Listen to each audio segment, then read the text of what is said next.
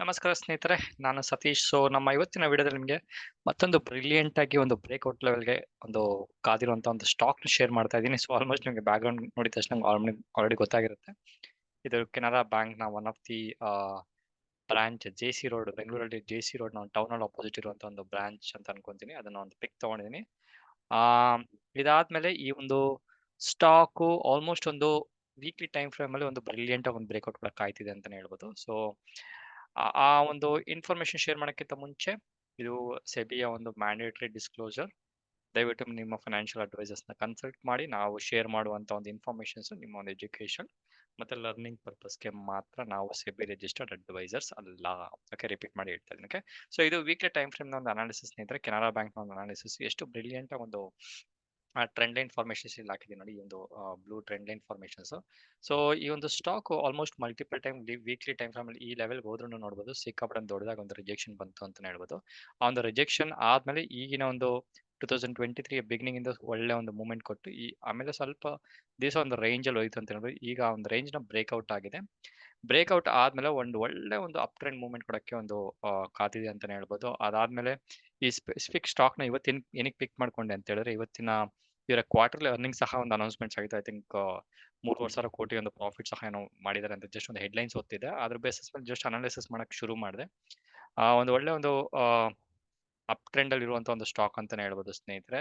ಇದನ್ನ ಟಾರ್ಗೆಟ್ ಸಹ ಕೊಟ್ಬಿಡ್ತೀನಿ. ಈ ಒಂದು ಸ್ಟಾಕ್ ನ ಟಾರ್ಗೆಟ್ ಬಂದು ಇಮಿಡಿಯೇಟ್ ಟಾರ್ಗೆಟ್ ಬಂದು 372, ನೆಕ್ಸ್ಟ್ ಟಾರ್ಗೆಟ್ ಬಂದು 414, ನೆಕ್ಸ್ಟ್ ಟಾರ್ಗೆಟ್ ಬಂದು 460. ಇದು ಒಂದು ಪ್ರಾಬ್ಲಿ ಒಂದು 3 to 6 ಮಂತ್ಸ್ ನ ಒಂದು ಟೈಮ್ ಫ್ರೇಮ್ ನ ಒಂದು ಟಾರ್ಗೆಟ್ ಅಂತಾನೆ ಹೇಳ್ಬೋದು. ಅದಾದ್ಮೇಲೆ ಸಹ ಬ್ರೇಕ್ಔಟ್ ಆಗ್ಬೋದು, ಬಟ್ ಅದಕ್ಕೆ ಇನ್ನೂ ತುಂಬಾ ಸಮಯ ಬೇಕಾಗುತ್ತೆ. ಬಟ್ ಇದು ಶಾರ್ಟ್ ಟರ್ಮ್ ಒಂದು ಸ್ವಿಂಗ್ ಮತ್ತೆ ಪೊಸಿಷನ್ ಟ್ರೇಡಿಂಗ್ ಅನಾಲಿಸಿಸ್ ಪರ್ಪಸ್ಗೋಸ್ಕರ ಇದು ವೆರಿ ಶಾರ್ಟ್ ಟರ್ಮ್ಗೆ ಒಂದು ಟ್ರೆಂಡ್ ನ ಕೊಡ್ತಾ ಇದ್ದೀನಿ, ಟಾರ್ಗೆಟ್ ನ ಕೊಡ್ತಾ ಇದ್ದೀನಿ. ಇನ್ ಕೇಸ್ ಏನಾದ್ರು ಈ ಸ್ಟಾಕ್ ಏನಾದ್ರು ಮತ್ತೆ ವಾಪಸ್ ಏನಾದ್ರು ನಾನೇನ್ ಲೈನ್ ಹಾಕಿದ್ದೀನಲ್ಲ, ಈ ಬ್ಲೂ ಲೈನ್ ಒಳಗಡೆ ಬಂತು ಅಂತ ಹೇಳಿದ್ರೆ, ಸೊ ಸ್ಟಾಕ್ ತುಂಬಾ ಟೈಮ್ ತಗೊಳುತ್ತೆ ಮತ್ತೆ ವಾಪಸ್ ಬರೋದಕ್ಕೆ. ಬಿಕಾಸ್ ಆಲ್ಮೋಸ್ಟ್ ನೋಡಿದ್ರೆ ಸುಮಾರು ದಿವಸ ಈ ಒಂದು ಲೆವೆಲ್ಗಳನ್ನೇ ಬ್ರೇಕ್ ಆಗಿ ವಾಪಸ್ ಬಂದಿರೋದ್ರಿಂದ, ಈಗಿನ ಸಿಚುವೇಶನ್ 2023 ಸಸ್ಟೈನ್ ಆಗಿರೋದ್ರಿಂದ, ವಿ ಕ್ಯಾನ್ ಎಕ್ಸ್ಪೆಕ್ಟ್ ದಟ್ ಇನ್ನೂ ಸ್ವಲ್ಪ ಅಪ್ ಟ್ರೆಂಡ್ ಹೋಗ್ಬೋದು ಅಂತ ಸ್ವಲ್ಪ ಎಕ್ಸ್ಪೆಕ್ಟೇಷನ್ ಮಾಡ್ಬೋದು. ಇದು ವೀಕ್ಲಿ ಒಂದು ಟೈಮ್ ಫ್ರೇಮ್ ಅನಾಲಿಸಿಸ್. ಇದನ್ನ ಸ್ವಲ್ಪ ಒಂದು ಕ್ಲೋಸ್ ಅನಾಲಿಸಿಸ್ ಮಾಡ್ಕೊಂಡು ವೀಕ್ಲಿ ಟೈಮ್ ಫ್ರೇಮ್ ನ ಸೇಮ್ ಅನಾಲಿಸಿಸ್ ನ ಮಾಡಿದ್ರೆ ಈ ಲೆವೆಲ್ಗೆ ಸಹ ಬ್ರೇಕ್ಔಟ್ ಆಗಿದೆ. ಈ ವೀಕ್ ಕ್ಲೋಸ್ ಆದ್ಮೇಲೆ ಎಂಟೈರ್ ಫ್ರೈಡೆ ಕ್ಲೋಸ್ ಆದ ಅಥವಾ ಸೆಕೆಂಡ್ ಆಫ್ ಫ್ರೈಡೆ ಆವತ್ತಿನ ದಿವಸ ಕ್ಲೋಸ್ ಆಗಿದ ತಕ್ಷಣ ಇದು ಯಾವ ರೀತಿ ಕ್ಲೋಸ್ ಆಗುತ್ತೆ ಅಂತ ನೋಡ್ಕೊಂಡು ಅದ್ರ ಬೇಸಿಸ್ ಸಹ ನೀವು ಎಂಟ್ರಿನ ತಗೊಬೋದು. ನೆನ್ಪಿಟ್ಕೊಳ್ಳಿ, ಇದು ನಮ್ಮ ಒಂದು ಜಸ್ಟ್ ಅನಾಲಿಸಿಸ್ ಅಷ್ಟೇ. ಈ ಒಂದು ಸ್ಟಾಕ್ಗಳನ್ನ ಇನ್ವೆಸ್ಟ್ಮೆಂಟ್ ಕರೆಂಟೇ ಮಾಡಿರಬಹುದು, ಕರೆಂಟೇ ಮಾಡದಿರೋ ಸಹ ಇರಬಹುದು. ಬಟ್ ನಾನು ಶೇರ್ ಮಾಡೋದು ನಿಮ್ಗೊಂದು ಜಸ್ಟ್ ಒಂದು ಹಿಂಟ್ ಬರಲಿ ಯಾವ ರೀತಿ ಒಂದು ಸ್ಟಾಕ್ ಮೂವ್ಮೆಂಟ್ ಆಗ್ತಿದೆ ಅಂತ.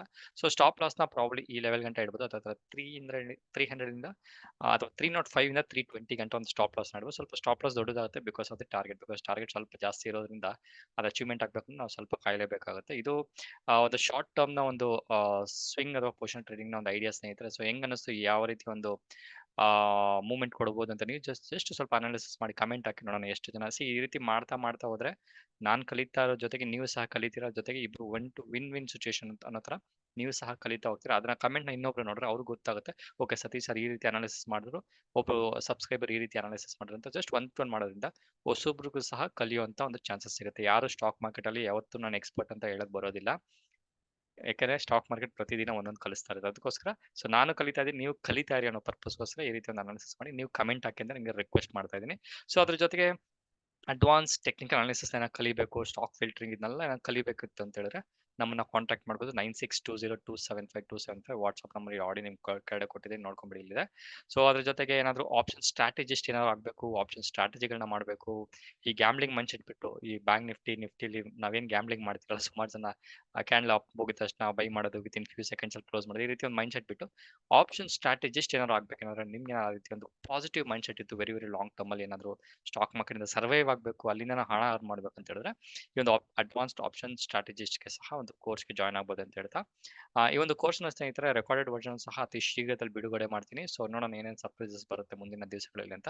ಇದು ಇವತ್ತಿನ ವಿಡಿಯೋ ಸ್ನೇಹಿತರೆ. ಮುಂದಿನ ವಿಡಿಯೋದಲ್ಲಿ ಮೀಟ್ ಮಾಡೋಣ. ಅಲ್ಲಿವರೆಗೂ ನಮಸ್ಕಾರ ಸ್ನೇಹಿತರೆ. ಮತ್ತೊಂದು ಸುಮಾರು ಜನ ಕೇಳ್ತಿದ್ರು, ಸರ್ ಜಿಯೋ ಫೈನಾನ್ಷಿಯಲ್ಸ್ ಇನ್ವೆಸ್ಟ್ಮೆಂಟ್ಸ್ ಮಾಡಬೇಕು, ಅದ್ರ ಬಗ್ಗೆ ಒಂದು ಸ್ವಲ್ಪ ಇನ್ಫಾರ್ಮೇಶನ್ಸ್ ಕೊಡಿ ಅಂತ ಹೇಳಿದ್ರು. ನೋಡೋಣ ಮುಂದಿನ ವಿಡಿಯೋದಲ್ಲಿ ಏನಾದ್ರು ಸಮಯ ಆದ್ರೆ ಸ್ವಲ್ಪ ಟೈಮ್ ಮಾಡ್ಕೊಂಡು ನಾನು ನಿಮಗೆ ಆ ಒಂದು ಶಾರ್ಟ್ ಒಂದು ಟೈಮ್ ಅಥವಾ ಒಂದು ಸಮಯದಲ್ಲಿ ನಿಮಗೆ ವಿಡಿಯೋನ ಶೇರ್ ಮಾಡ್ತೀನಿ. ಅಲ್ಲಿಗಂತೂ ಸ್ವಲ್ಪ ಕಾಯಿರಿ, ನೋಡೋಣ ಯಾವ ರೀತಿ ಒಂದು ರಿಲಯನ್ಸ್ ಒಂದು ಸ್ಟೆಬಿಲೈಸ್ ಆಗುತ್ತೆ. ಅದರ ಬೇಸಿಸ್ ಮೇಲೆ ನಾನು ಡಿಸಿಷನ್ ತಗೊಂಡು ನಿಮ್ಗೊಂದು Jio financials very very long ಟರ್ಮ್ಗೆ ಇನ್ವೆಸ್ಟ್ಮೆಂಟ್ ಮಾಡೋಕ್ಕೆ ಒಂದು ಸ್ವಲ್ಪ ಐಡಿಯಾನ ಶೇರ್ ಮಾಡ್ತೀನಿ. ಅದು ಮುಂದಿನ ಬರುವ ವಿಡಿಯೋಗಳಲ್ಲಿ. ಅಲ್ಲಿವರೆಗೂ ನಮಸ್ಕಾರ.